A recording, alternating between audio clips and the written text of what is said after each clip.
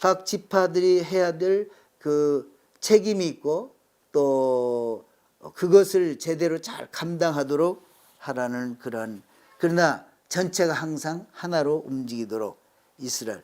그래서 지금까지 이스라엘 12지파가 하나예요. 시내산 앞에서 모여서 우리가 하나님의 주신 모든 것을 준행하겠나이다. 그때 그 영적으로 최고의 상태에 있었다는 거예요.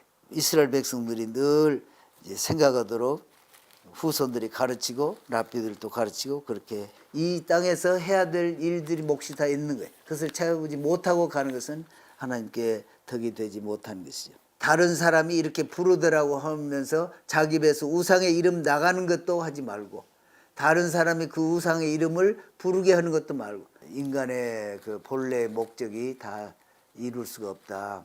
가지고 할 수 있는 것은 토라와 그의 업적이다. 그래서 나는 영원토록 그것을 위해서 헌신해서 있겠다. 그동안에 드러나지 않아서 그렇지 죽을 죄를 지은 사람이다. 하나님의 이름을 들어서서 저주하는 자, 그런 자는 돌로 쳐 죽이라. 하나님의 맹세도 맞고 부모를 그렇게 존경하지 않는, 돈으로 계산을 해서 5가지, 값에 대한 손실, 통증, 의료비, 그리고 그 사람이 벌어들일 수입, 수치, 이 5가지를 고려를 해라. 이미 그런 것을 알고 있었는데도 놔뒀다. 이것은 사형에 해당되는 그런 악한 짓이다.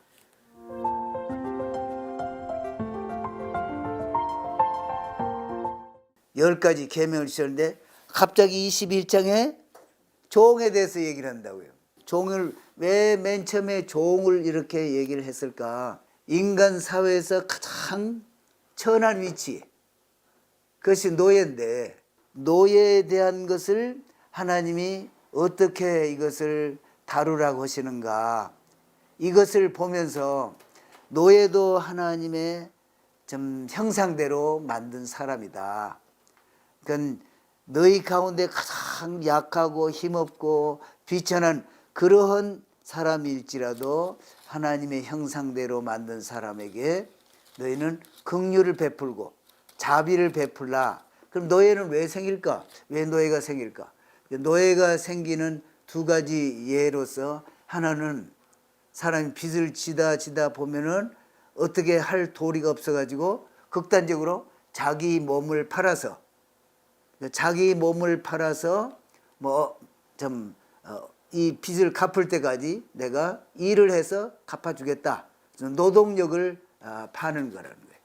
그리고 또 한 가지는 법정에서 판결을 받았는데 그 돈을 갚을 능력이 없으면은 자기 몸을 이제 파는 거예요.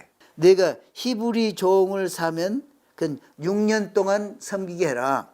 그리고 7년에는 값없이 나가서 7년 동안만 그렇게 해라. 그래서 그렇게 7년을 한 것은 하나님의 천지를 창조하실 때 7일 동안에 만드시고 6일 동안에 만드시고 7일째 쉬셨다.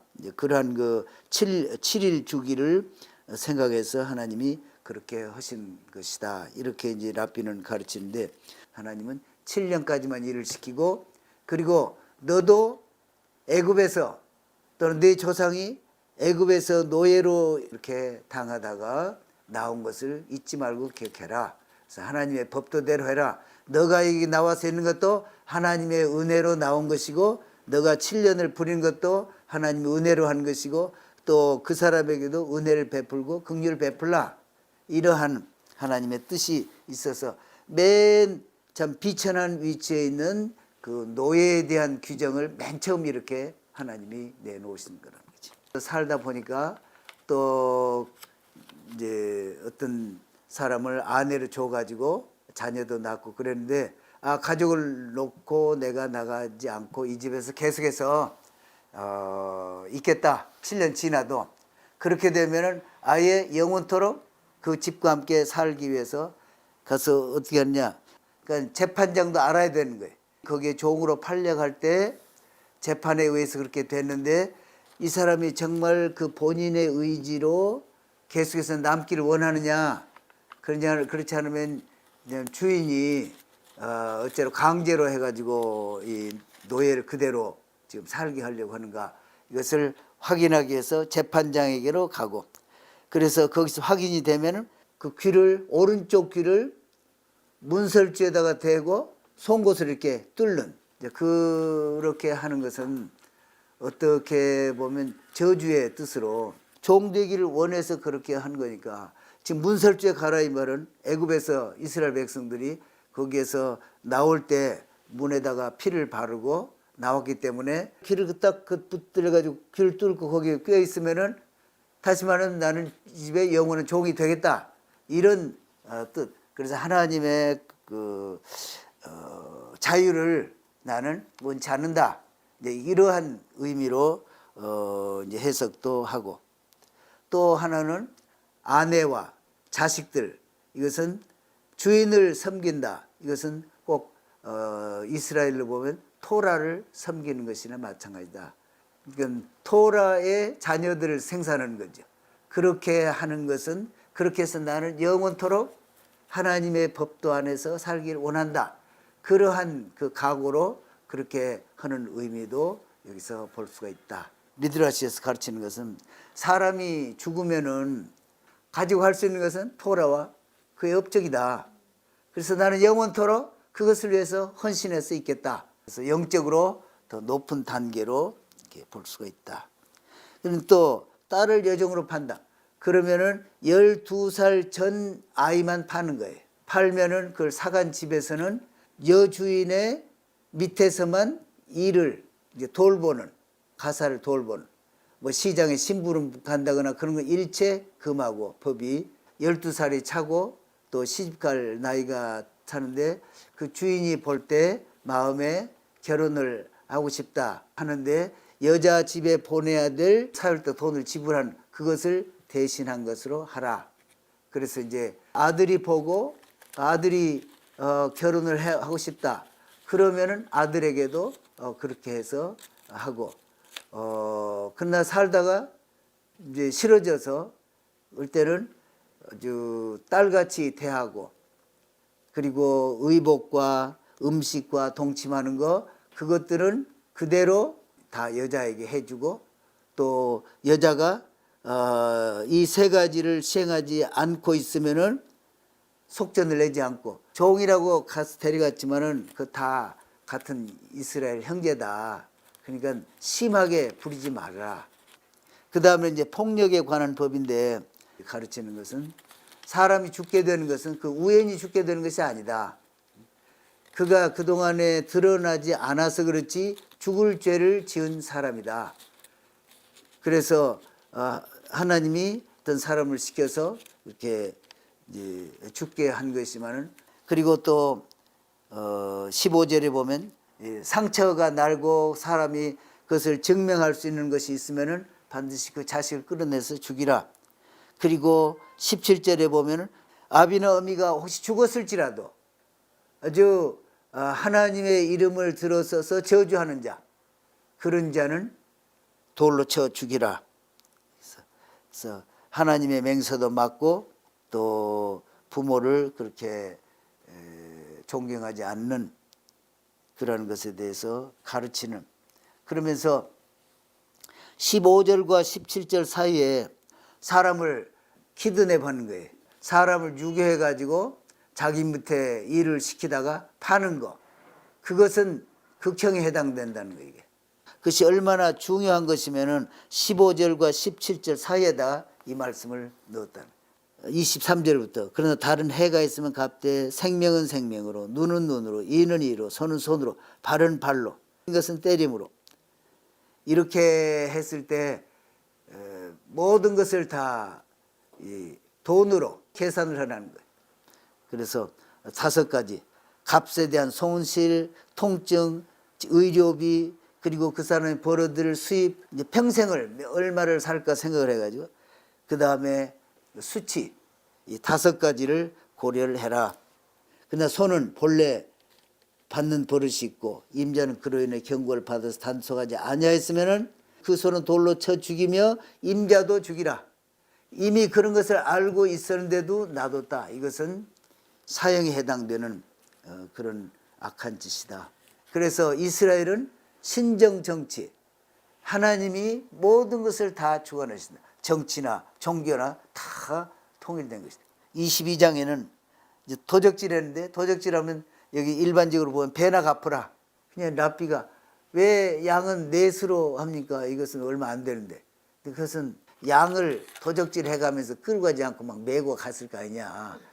그 가면서 얼마나 그 참 창피를 무릅쓰고 이렇게 갔냐. 그 낯을 봐주어서.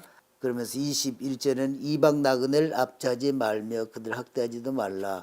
그러니까 이스라엘에 또는 이스라엘 백성들 가운데 들어온 이방인들, 그런 사람들은 주로 개종한 사람들. 개종한 사람들은 거기에 계속 살던 사람하고는 달리 보통 가난한 사람이고 약한 사람이고, 그런데 그 사람을 학대하지 말라. 그리고 너는 고아나 과부를 해롭게 하지 말라. 고아와 과부를 해롭게 하면은 그들이 호소할 데가 없어서, 호소하면은 내가 할 수 없이 들어야 된다. 그러니까 너희는 내가 그것을 듣는 날에 너에게 피해가 간다. 그것을 아주 강조하고 계십니다. 너가 받을 돈도 말을 해서 받되 정 형편이 어려우면은 그것을 형편을 보아주고 또 저당물도 받고 이렇게 할지라도 그가 살아가도록 그렇게 하고. 그리고 이제 랍비가 제시하는 것 중에 제일 좋은 방법은 어려울 때 그에게 제일 그 좋은 자비를 베푸는 것은 그 사람이 같이 동업을 할 수 있도록 돈을 빌려줘서 일을 같이 할 수 있도록 그렇게 해서 스스로 이렇게 회복하고 나중에는 더 잘 될 수 있도록 이렇게 하는 것이 제일 지혜롭다. 그래서 유태인들이, 되게 정통 유태인들은 회당에서부터 1km 또는 1km 반 이내에서만 살도록, 그래서 안식일에는 회당을 갈 때 오래 걷지 않고 들어갈 수 있는 그런 곳 안에 다 살기 때문에 서로가 형편을 다 잘 아는 거예요. 그래서 어려워지려고 그러면 가서 도와서 잘 되도록. 그리고 28절에는 재판장을 욕하지 말며 백성의 유사를 저주하지 말지니라. 재판장은 하나님을 대신하는 사람이다. 하나님과 동역하는 파트너다. 그래서 절대 재판장을 욕하지 말고, 9절에는 너희 추수한 것과 너희 짜는 집을 더디게 말며, 여기는 이제 그 땅에 들어가서 농사를 지어가지고 첫 물을 드릴 때 억지로 이렇게 하지 말고 기쁜 마음으로, 그리고 초이스트 최상급의 첫 물을 항상 가지고 오라. 그래서 제사장에게 드리고, 너희는 내게 거룩한 사람이 될지 들에서 짐승에 찢긴 것의 고기를 먹지 말고 개에게 던질지니라. 랍비들은 그렇게 미드라시에서 설명을 하고 있습니다. 출애굽때 짓지 않았다는 거죠. 그 다음에 정의와 복지에 관한, 너는 허망한 23장 가난한 자의 송사라고 편백되이 두하지 말지냐. 가난한 자라고 해서 좀 자비를 베풀어야겠다, 그런 식으로 해서 판결을 굽게 하거나 이래서도 안 된다. 그리고 4절, 미워하는 사람이 나귀를 싣고 하다 나귀가 그냥 쓰러져 가지고 그걸 일으키지 못해서 이렇게 있을 때, 그때 미운 사람일지라도 가서 도와줘라.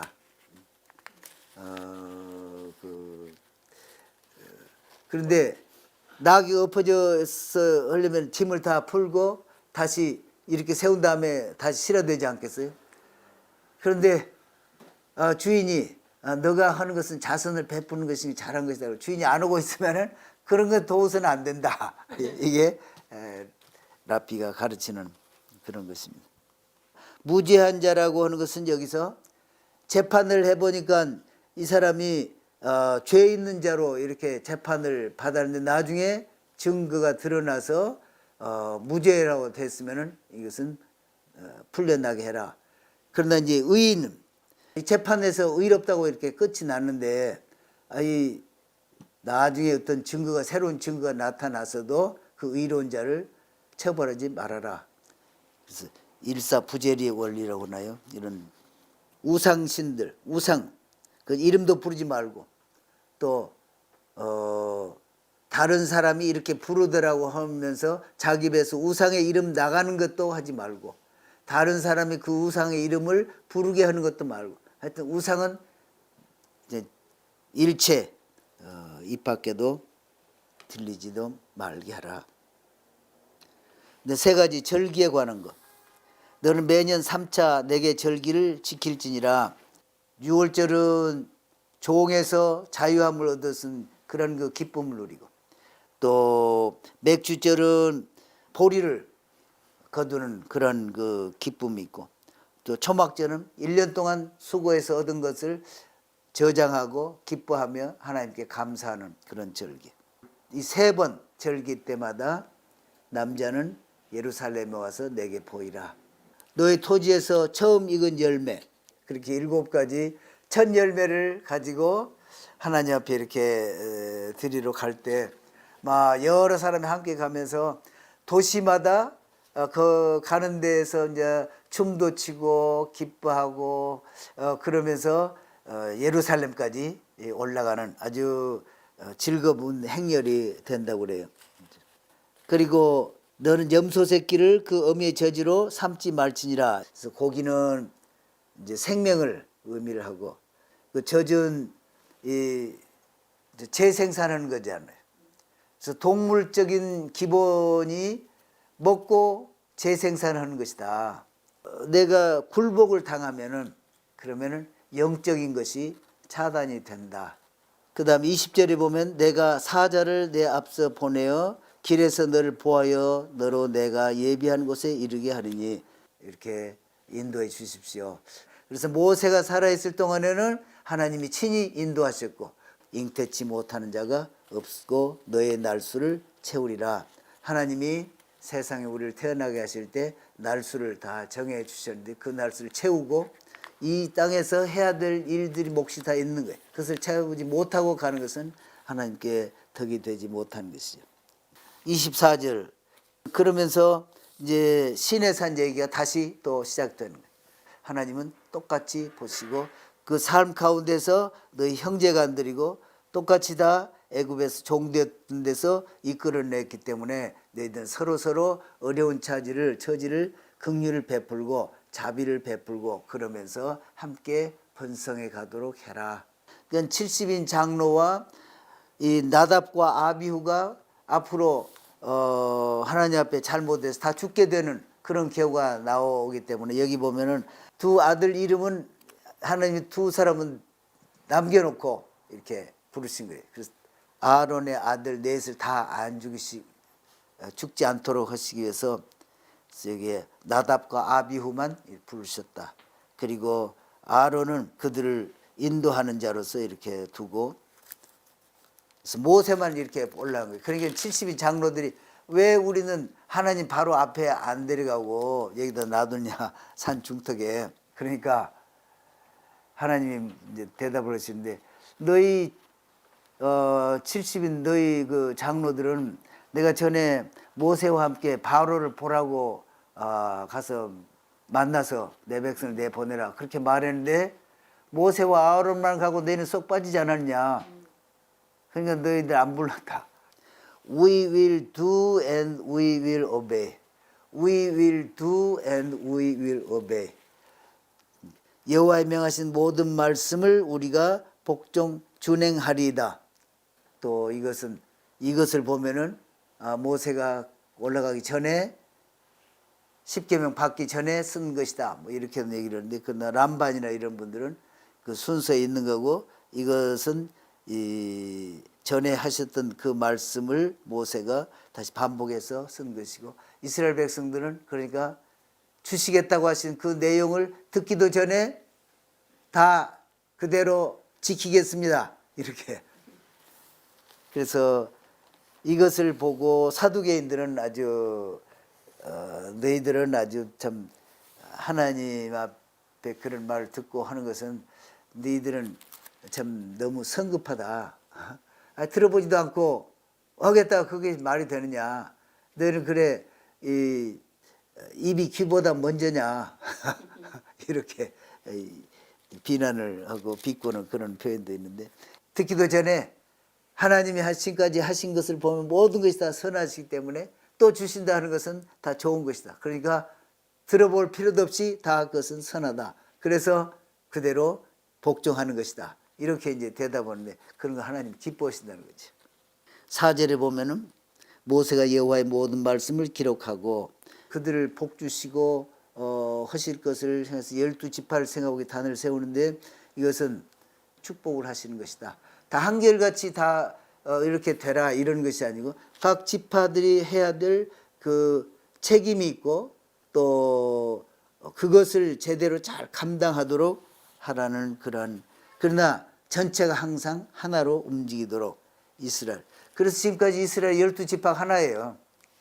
우리는 뭐 그런 것을 본 적도 없고 또 그런 것을 교육을 받아본 적도 없고 하나님이 12지파를 내시고 12지파 각각 책임이 있고 너희는 하나가 되도록 그렇게 세워진 나라가 세상에 없는데 이제 그것을 보고 많은 나라들이 배우도록 이렇게 지금 하고 있습니다.